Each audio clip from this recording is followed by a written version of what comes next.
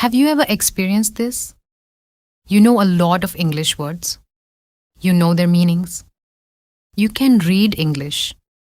You can understand English when you see subtitles. Maybe you can even write English sentences. But when someone speaks to you in real life, suddenly everything becomes difficult. You hear the sentence, but you can't understand it quickly. For example, someone asks, "What are you up to?" You know what? You know are. You know you. You know up. You know to. But somehow you don't understand the whole sentence. You may even think, why are they asking me about up? If this happens to you, don't worry. Your problem may not be a lack of vocabulary. There is something deeper happening. You may know the individual words, but your brain hasn't learned how to connect those words into meaning quickly and naturally. And that's exactly what we're going to talk about in this lesson. I'm going to explain why this happens, what English level this problem is commonly associated with, and how you can train yourself to understand and speak English more naturally. Here's the most important idea of this entire lesson. Knowing English words is not the same as being able to process English. Let me explain. Imagine English is made of building blocks. Individual words are the small blocks. Knowing thousands of individual blocks is useful. But if you don't know how to connect them, you still can't build something easily. English works the same way. You may know what, are, you, up, to. But native speakers don't normally process the sentence as 5 completely separate words. They recognize, "What are you up to?" as a complete expression. And the meaning is, "What are you doing?" So, the goal isn't simply to learn more and more individual words. The goal is to learn how English words work together. This is called learning chunks or collocations and common expressions. In simple words, don't only learn words. Learn words together. Why you know the words, but still don't understand the sentence? Let's look at your problem carefully. There are several different things that can cause this experience. 1. You know the words, but you don't know the expression. Look at this. Take your time. You probably know taken time, but the expression doesn't mean take time and carry it somewhere. It means don't hurry. For example, you don't have to answer immediately. Take your time. So, when you learn English, don't only ask, "What does this word mean?" Also, ask, "How do English speakers normally use this word?" That's a much more powerful question. 2. You know the sentence when you read it, but you don't recognize it when you hear it. This is another major problem. Look at this sentence. What are you going to do? When you read it, it's easy. But in natural conversation, the sounds can become connected. You might hear something closer to, "What are you going to do?" The grammar hasn't changed. The meaning hasn't changed. The sounds have simply become connected and reduced in natural speech. Another example. Did you eat? Can sound like, "Did ya eat?" And "What do you want?" can sound more like, "What do you want?" This is why you may understand English in a textbook but struggle with real conversations. You learned the written version. Now you need to train your ears for the spoken version 3. You translate everything in your head. This is another important problem. Imagine someone asks, "What are you up to?" Your brain might do this. English to translate into your first language, to understand the meaning, to think about your answer, to translate your answer back into English. Speak. That's a very long process. Real conversation is much faster. Instead, we want to train your brain toward English, meaning response. For example, someone says, "What are you up to?" Your brain recognizes, "What are you doing?" Then you answer, "I'm studying." No need to translate every individual word. That's what we're training. 4. You understand English, but you can't respond quickly. This is another important difference. Maybe someone asks, "What did you do yesterday?" You understand the question, but then you freeze. You think, "How should I answer?" You know the vocabulary, but you haven't practiced producing English quickly. That's why we need ready to use chunks. For example, yesterday I spent most of the day. I stayed at home, and these phrases become building blocks for your speaking. You don't have to create every sentence from zero. So what English level is this problem? Now let's talk about English levels. Many learners hear terms like a 1, a 2, B1, B2, C1, C2. But what do they actually mean? Let's make them simple. A 1, beginner. A 1 is the beginning level. At a 1, you can understand and use very basic English. For example, my name is Hailu. I live in Ethiopia. I like football. I'm a student. You can communicate basic information about yourself and familiar things. At this stage, your biggest challenges are usually basic vocabulary, basic grammar, pronunciation, and understanding simple sentences. A 2. Elementary. At a 2, you can communicate about familiar everyday situations. For example, I went to the market yesterday. I need to buy some food. What time does the bus leave? You can communicate more independently, but fast conversations, unfamiliar vocabulary, and natural pronunciation can still be difficult. B1, intermediate. Now, we reach an important level for today's topic. At B1, you can communicate about everyday subjects. You can explain experiences. You can talk about your plans. You can describe problems. You can give simple opinions. For example, yesterday I went to the market because I needed to buy some food. You can communicate. You know a reasonable amount of vocabulary. But then a fluent speaker talks naturally. So, what did you get from the market? Or, what are you up to this weekend? And suddenly you struggle. You may think, I know these words. Why don't I understand this sentence immediately? This is where your problem becomes especially common. B2. Upper intermediate. At B2, you can communicate more confidently and understand more complex conversations. You can discuss opinions, experiences, problems, plans, explanations, abstract topics. For example, I don't completely agree with your point because there are several factors we need to consider. But B2 learners can still struggle with fast speech, different accents, slang, idioms, connected speech, and unfamiliar expressions. So, the problem can still exist.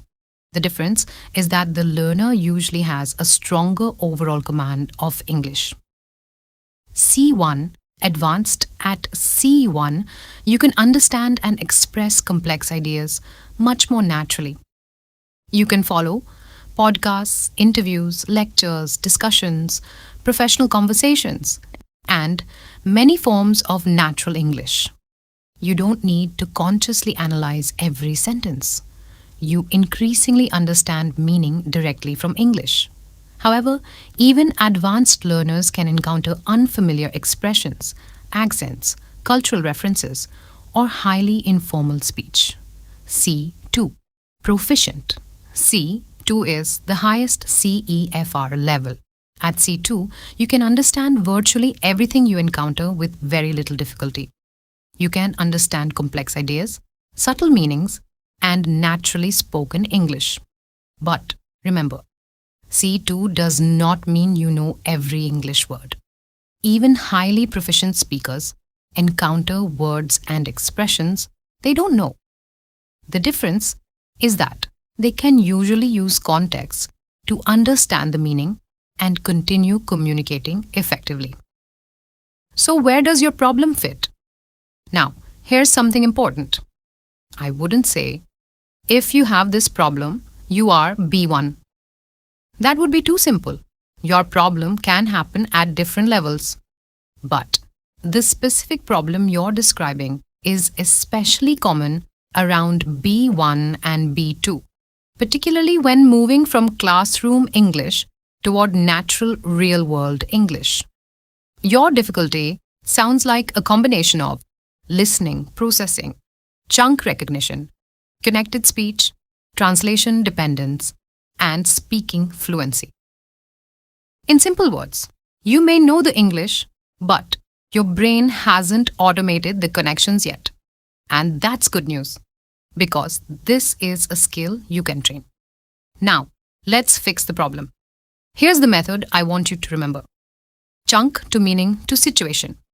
To listen to speak. Let's break it down. Step 1. Stop learning only individual words. Let's take the word get you might learn. Get equals receive / obtain. That's useful, but English speakers use get in many different combinations. Learn, get up, get ready, get back, get out, get better, get used to. Now you're not only learning the word, you're learning how the word behaves in real English. For example, I need to get ready. Don't think I plus need plus to plus get plus ready. Train your brain to recognize I need to get ready as one meaningful expression. Step 2. Learn chunks. Let's take another example. Instead of learning, learn. What do you mean? What I mean is, do you know what I mean? Now you have several ready-to-use pieces of English. This makes speaking faster because you don't have to build everything word by word. Step 4. Learn common expressions. Here are some powerful everyday chunks. Give me a second. Meaning, wait a moment. Example, can you help me? Sure, give me a second. I'm not sure. Meaning, I don't know exactly. Example, are you coming tomorrow? I'm not sure yet. It depends. Meaning, the answer changes depending on the situation. Example, are you going to the party? It depends. I might be busy. What do you mean? Meaning, please explain what you're saying. Example, you should leave. What do you mean? I have no idea. Meaning, I don't know at all. Example, where is John? I have no idea. Let me think. Meaning, give me a moment to think. Example, what's your favorite movie? Let me think. I'm on my way. Meaning, I'm coming / I'm traveling there now. Example, where are you? I'm on my way. I'm just about to. Meaning, I'm going to do something very soon. Example, what are you doing? I'm just about to leave. Step 5. Train your ears. Now we need to solve the listening side. Choose a short piece of natural English. It could be 30 seconds to 2 minutes. Don't immediately read the subtitles. First, listen. Ask yourself, what is the general meaning? You don't need every word. Then listen again. Find the chunks. For example, what are you up to? I'm just getting ready. Give me a second. Then look at the transcript or subtitles. Listen again. Then shadow the speaker. Step 6. Shadowing.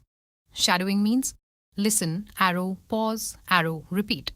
Then gradually, listen, arrow, speak at the same time. Don't only copy the words. Copy rhythm, stress, intonation, speed, and connected pronunciation. For example, what are you up to? Don't say every word like this. What are you up to? Practice it naturally as one connected expression. The goal is not to speak unnaturally fast. The goal is to make English flow naturally. Step 7. Use the chunks yourself. This is where many learners make a mistake. They listen, they understand, they repeat, and then they stop. Don't stop there. Use the chunk. For example, I'm on my way. Create. I'm on my way home. I'm on my way to work. I'm on my way to the store. Another example. I'm not sure. Create. I'm not sure yet. I'm not sure about that. I'm not sure what to do. Now the phrase becomes part of your English. A real conversation. Let's put everything together. Listen to this short conversation. A. Hey, what are you up to? B. I'm just getting ready to go out. A. Oh, really? Where are you going? B. I'm meeting a friend. A. Nice. What time are you leaving? B. I'm not sure yet. Give me a second. A. No problem. Take your time. B. Okay, I'm on my way now. Look at how simple the vocabulary is. There aren't thousands of difficult words. The power comes from how the words are connected. That's what natural communication is built from. The old way versus the better way. Let's compare two methods. Old method, word to translation to grammar to sentence. You see a word. You translate it. You think about grammar. Then you try to construct a sentence. This can be useful when you're studying grammar or vocabulary. But in fast conversation, it can be too slow. Better method, chunk, meaning, situation, listening, speaking. You learn. Give me a second. You understand its meaning. You imagine the situation. You hear other people using it. Then you use it yourself. Eventually, your brain starts recognizing it automatically. The ultimate goal. The final goal is English to meaning to response, not English to translation to analysis to meaning to response. The more you practice, the more automatic the first process becomes. And that's one of the major steps toward natural fluency. Your challenge. Now, I want you to test yourself. Don't translate these. Try to understand them directly. Number 1, what are you up to? Number 2, give me a second. Number 3, I'm not sure. Number 4, what do you mean? Number 5, I'm on my way. If you can understand these as complete ideas, you're already training your brain in a better way. Now create one sentence of your own using one of these chunks. For example, I'm on my way home. Question for you. And now I want to hear from you. What is your English level? Are you A1, beginner, A2, elementary, B1, intermediate, B2, upper intermediate, C1, advanced, C2, proficient? Tell me your level in the comments. And also tell me, do you have this problem? Knowing the words, but struggling to understand the whole sentence when someone speaks? Write your answer in the comments. I want to know how many English learners are experiencing the same problem. Final message. So remember this. If you know many English words, but still struggle to understand people or respond quickly, don't immediately think, my English is bad. Instead, ask yourself, can I recognize English chunks? Can I understand connected speech? Can I understand meaning without translating every word? Can I use common phrases automatically? Because fluency isn't simply about putting more words into your memory. It's about making the English you already know automatic. Don't learn English only word by word. Learn it chunk by chunk. Don't only read English. Listen to it. Don't only understand English. Use it. And don't try to translate every sentence. Train your brain to connect English directly to meaning. If this lesson helped you understand your problem, subscribe to the channel. And in the next lesson, we're going to practice real English chunks step by step, so you can start recognizing and using them automatically in everyday conversation. Remember, Don't learn English word by word. Learn English chunk by chunk. See you in the next lesson.